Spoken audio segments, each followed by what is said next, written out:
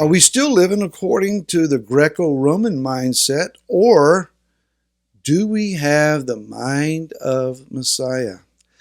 Hi, this is Barry Phillips with 10-Minute Torah, day number 1 of a double Torah portion, Tazria Metzora. We began in chapter number 12 of the book of Leviticus, and we have this strange set of laws or circumstances concerning a woman who has given birth. She's to be set apart for a certain number of days if the child is a male child. If it's a daughter, then it's a double portion of days that are set apart. Isn't that a bit unfair? Let's see if we can unravel this and understand what's going on. In our culture, in the Greco-Roman culture of westernized America, when a baby is born, regardless of its male or female status, it's a time of baby showers and hearts and flowers and celebrations and a lot of fanfare and oohs and ahs over the new baby. After a period of time, mom and child will venture out in public to make their first appearances. And it's limited. We don't want to do too much too quick. But there's a process of time, and then everything starts to get back to whatever the new normal is of a baby in the house. According to the Torah, Torah being the study of life, if you compare the Torah to world mindsets and philosophies, hedonism says whatever feels good, do it. Sex, drugs, and rock and roll. Whatever your mind wants, whatever your body feels good doing, that's what you ought to do. And so it glorifies the physical to the expense of the spiritual. On the extreme opposite of that is asceticism. You have religions like Buddhism and Hinduism. You have those that are like Baha'i and Islam. They practice asceticism, which is the denial of the pleasures of the flesh in order to enhance that which is of the spirit. Even the Roman Catholic Church follows along these guidelines with its monasteries and monks, a celibate priesthood, virginal brides to the Messiah called nuns, etc. Even some places and some cultures, self-flagellation.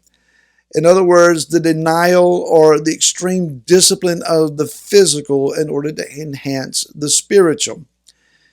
Torah doesn't really follow either one of those paths. Torah is about taking that which is physical and elevating it, not denying it, elevating it to a place where it enhances a spiritual reality, a spiritual understanding.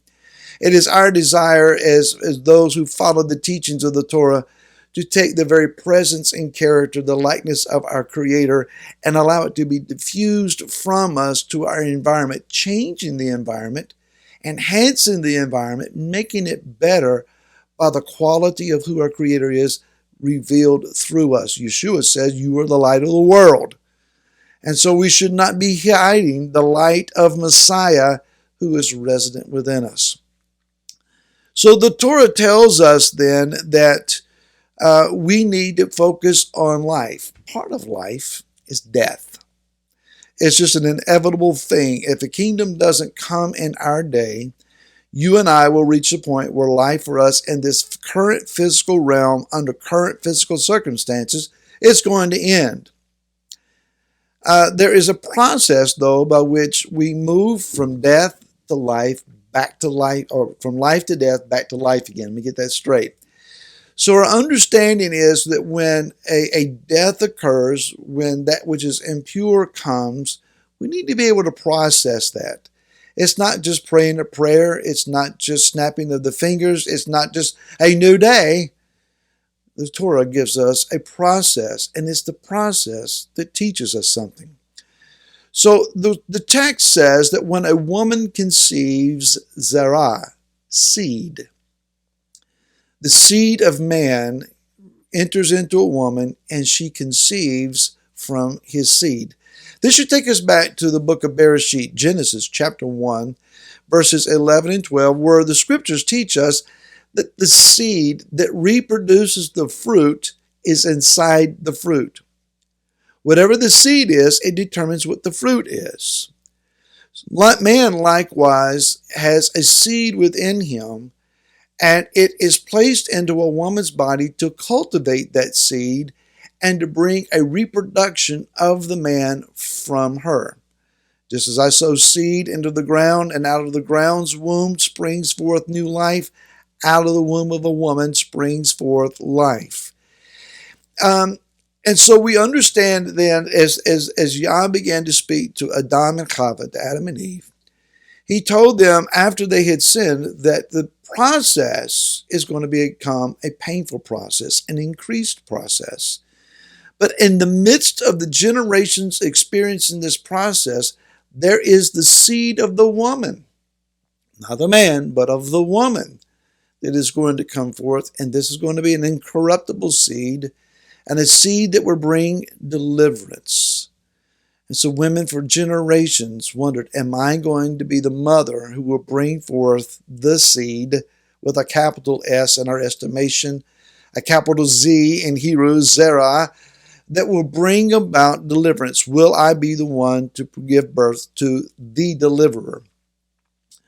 So when one begins to look at the process of giving birth, the Torah teaches us that when a kedusha, that which is set apart, that which is holy, when it moves out of an area, there is a void or a vacuum, and it is immediately filled with that which is impure.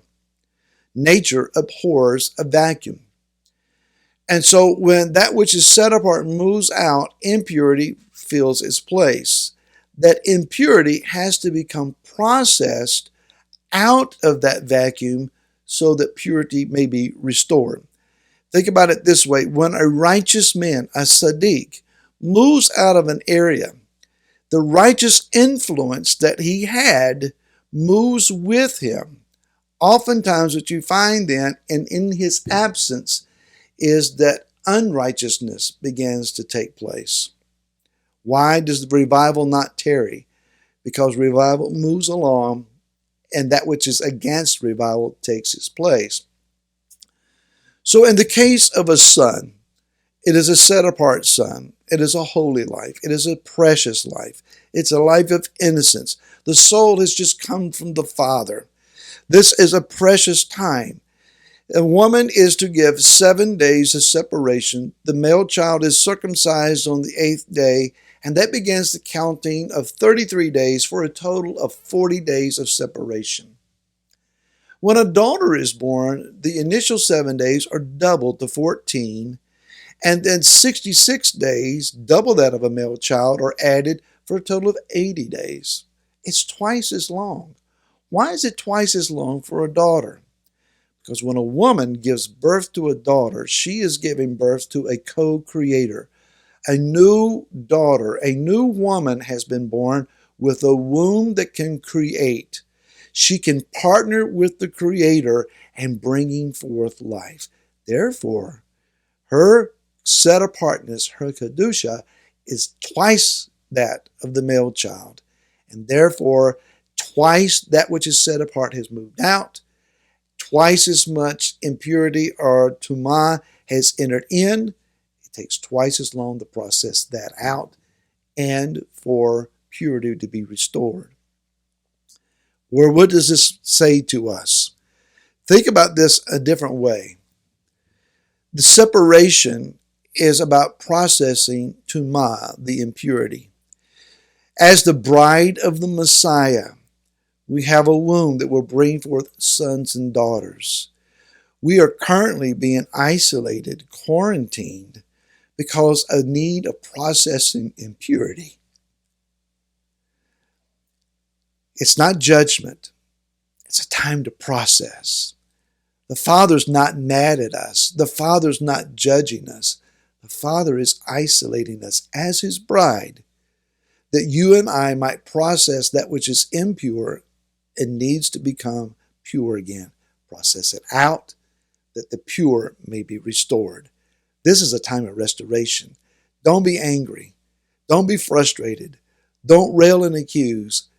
Find purity and be restored. More about this tomorrow. Until then, shalom.